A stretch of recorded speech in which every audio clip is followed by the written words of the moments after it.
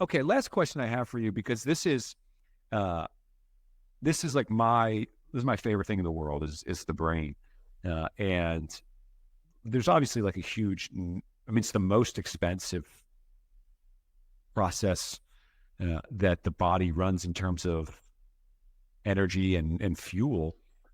Do you do anything? Do you guys do anything in terms of regulating, managing central nervous system, uh, anything like that?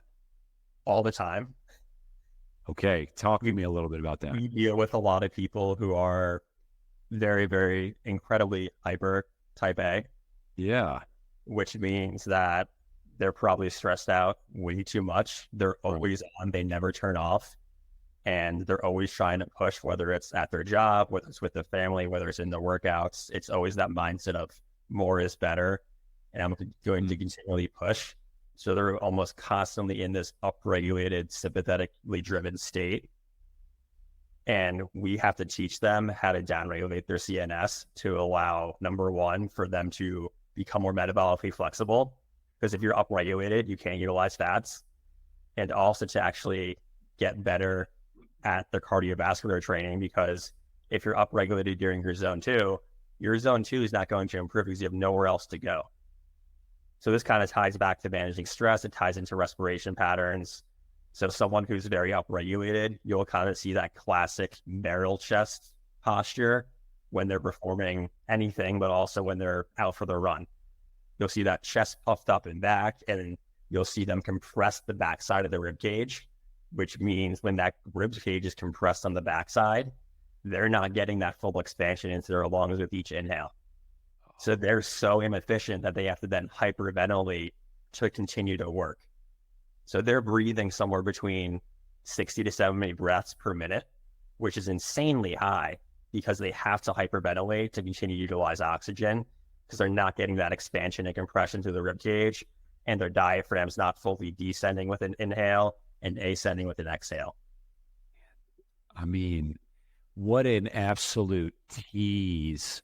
Drop this 55 minutes into this podcast, man. Okay, so I have to crossroads this for time purposes.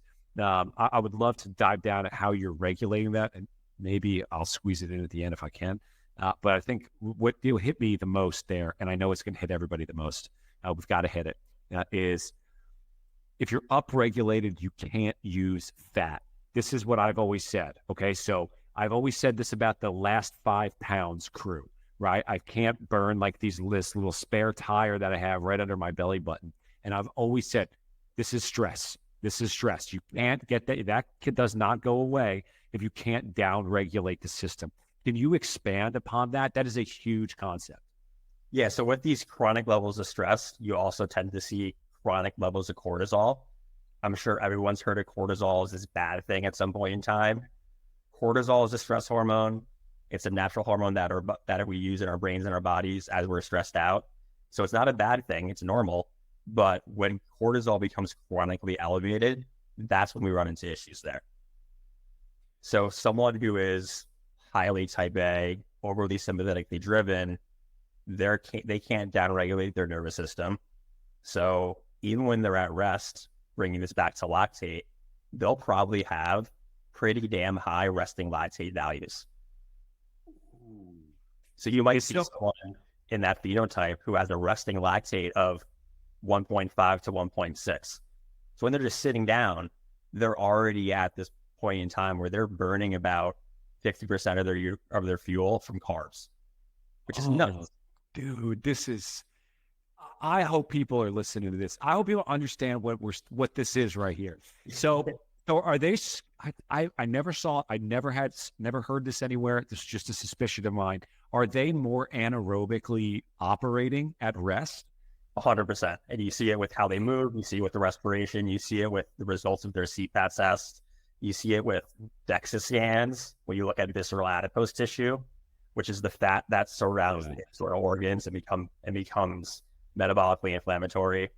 So all of these things tie into stress. Oh man. Okay, so I have to ask. I'm sorry. Do you have to go? No, I'm good. Okay. Well, then how are you down regulating the nervous system? How do you coach people through that? Number one, it starts with some breathing drills before and after the workouts. Yeah. And those breathing drills also become something that we try to have them implement throughout the course of the day as well, just to find little areas for opportunity where they can sneak in some down regulation. And then the other factor that comes into this is, again, making sure that they're not working too hard during their zone 2 efforts. Yeah. So I'd rather have. Will that mitigate it if you're it? Because like I'm thinking like, do you know who Dr. Jill Bolte Taylor is? Yes. Okay, so I just had her on my podcast, and she was talking about like shooting free throws at a game, and she's like, just imagine like you're at play, like don't think of it as stressful. And I'm like, wow, this is easier said than done, you know. And so like I think about the people that you're working with and these high type A, people, and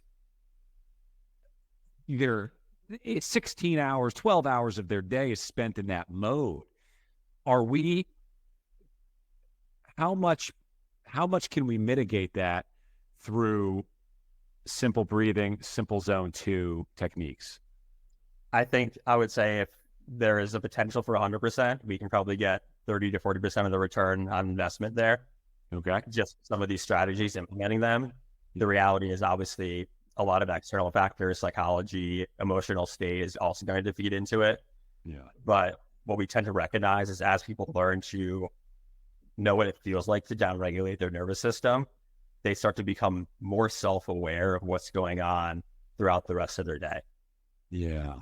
I read an article a while ago that said something to the effect of, you didn't realize you were feeling bad until you started feeling good.